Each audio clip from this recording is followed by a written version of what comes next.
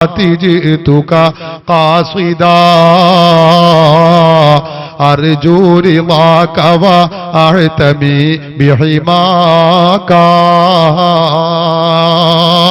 നേതാക്കളുടെ നേതാവായ നബിയേ,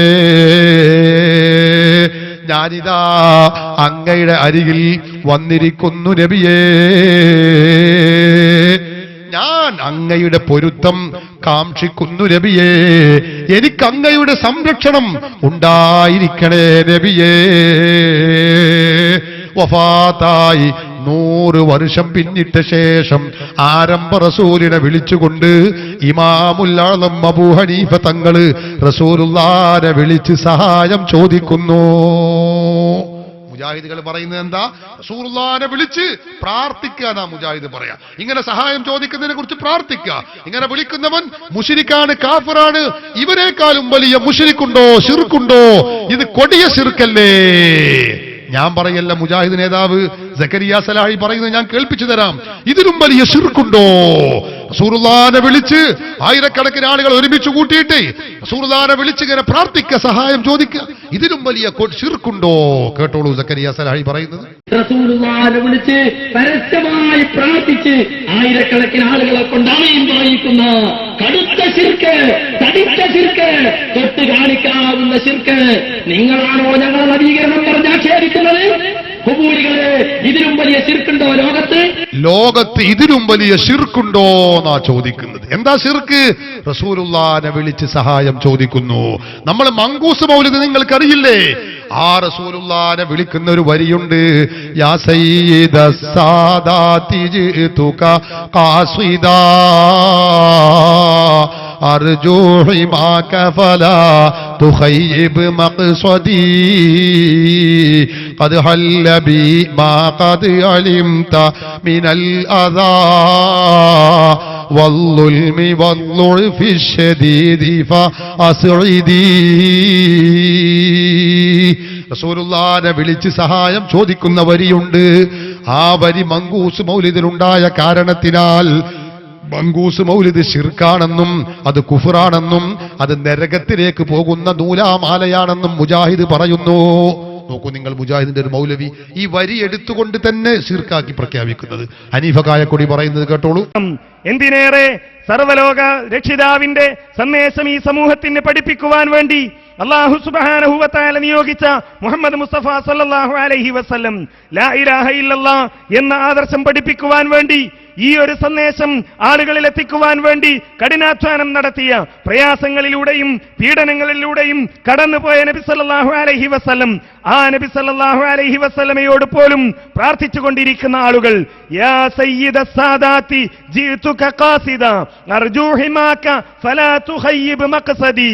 കണ്ടോ, ഈ വരി പറഞ്ഞുകൊണ്ട് അത് ശിർക്കാകുന്നു എന്ന, അത് ചെയ്യുന്നവൻ, അത് ചൊല്ലുന്നവൻ മുശ്രിക്കാകുന്നു. നിങ്ങൾ ഓർക്കണം, മുജാഹിദുകൾ പറയുകയാണ്. എങ്കിൽ ഞാൻ പറഞ്ഞല്ലോ, ഇതിലേറെ പത്തരപ്പണത്തൂക്കം മുൻപന്തിൽ നിന്നുകൊണ്ട് മഹാനായ ഇമാമുൽ ആളം അബൂ ഹനീഫ തങ്ങള് അവർ ചൊല്ലുന്നത് എന്താണ്? യാ സയ്യിദസ് സാദാതി ജിതുക ഖാസിദാ അർജൂ റിളാക വഅഅ്തമി ബിഹിമാക. നബിയേ, അങ്ങയുടെ പൊരുത്തം എനിക്കുണ്ടാവണേ നബിയേ. അങ്ങയുടെ സംരക്ഷണ വലയം എനിക്കുണ്ടാവണേ നബിയേ. എന്നിട്ട് പറയുന്നു, അന ത്വാമിഉം ഫിൽ ജൂദി മിൻക വലം യകുൻ ലി അബീ ഹനീഫത ഫിൽ അനാമി സിവാക. തങ്ങളുടെ ഔദാര്യം ഞാൻ കാക്ഷിക്കും നബിയേ. സൃഷ്ടികളിൽ നിന്ന് എനിക്ക് തുണയായി സഹായിയായി തങ്ങളല്ലാതെ മറ്റൊരാളുമില്ല നബിയേ. അബൂ ഹനീഫ ഇമാം റസൂലുള്ളാഹിനെ വിളിച്ച് സഹായം ചോദിക്കുന്നു. മുജാഹിദുകളെ ഭാഷയിൽ കൊടിയ ശിർക്കാണ്, ലോകത്തെ ഏറ്റവും വലിയ ശിർക്കാണ്, ഇതിലും വലിയ ശിർക്കുണ്ടോ എന്നാണ് മുജാഹിദ് ചോദിക്കുന്നതെങ്കിൽ ഇത് ചൊല്ലിയ ഇമാമുൽ ആളം അബൂ ഹനീഫ മുശ്രിക്കായോ? അവർ ഖുർആൻ അറിയാത്തവരാണോ? മുജാഹിദുകൾ ദുർവ്യാഖ്യാനിക്കുന്ന ആയത്തുകൾ കാണാത്തവരാണോ? ഇമാം അബൂ ഹനീഫ ലക്ഷക്കണക്കായ ഹദീസ് പാണ്ഡിത്യമുള്ളവർ, ലോകത്ത് മുഴുവനും തൗഹീദിന്റെ പ്രഭ ചൊരുത്തിയിട്ടുള്ള ആളുകൾ, പ്രഭ ലോകത്ത് അറിയിച്ചു കൊടുത്തിട്ടുള്ള മഹാപണ്ഡിതൻ, തൗഹീദ് ജനങ്ങൾക്ക് പഠിപ്പിച്ച പണ്ഡിതൻ. നമുക്കറിയില്ലേ ശിർക്കിൽ നിന്ന് സമുദായത്തെ രക്ഷിച്ച ഇമാമുൽ ആളം അബൂ ഹനീഫ മുശ്രിക്കായോ കാഫിറായോ? സഹോദരങ്ങളെ, എത്ര പണ്ഡിതന്മാർ, ഒന്നല്ല രണ്ടല്ല 100 പറയാൻ കഴിയും.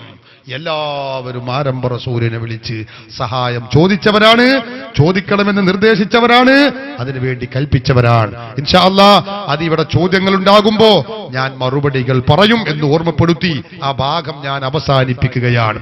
അതുകൊണ്ട് മുജാഹിദ് പ്രസ്ഥാനം ചെയ്തുകൊണ്ടിരിക്കുന്നത് ഗുരുതരമായ കടുത്ത തകരാറ്, അവർ മുസ്ലിങ്ങളെ മുശ്രിക്കും കാഫിറുമാക്കുന്നു എന്നതാണ്. ഒരൊറ്റ കാര്യം കൂടി പറഞ്ഞ് ഞാൻ അവസാനിപ്പിക്കുന്നു. വലിയ ഗുരുതരമായ മറ്റൊരു തകരാറ് അള്ളാഹുവിലുള്ള വിശ്വാസത്തിൽ. നമുക്കറിയാമല്ലോ അള്ളാഹുവിനെ മുസ്ലിങ്ങൾ വിശ്വസിക്കേണ്ടത് എങ്ങനെയാണ്. അള്ളാഹു ഖുർആനിൽ പഠിപ്പിച്ചിട്ടുണ്ട്, ഖുൽ ഹുവല്ലാഹു അഹദ് അല്ലാഹു സ്വമദ് ലം യലിദ് വലം യൂലദ് വലം യകുൽ ലഹു കുഫുവൻ അഹദ്.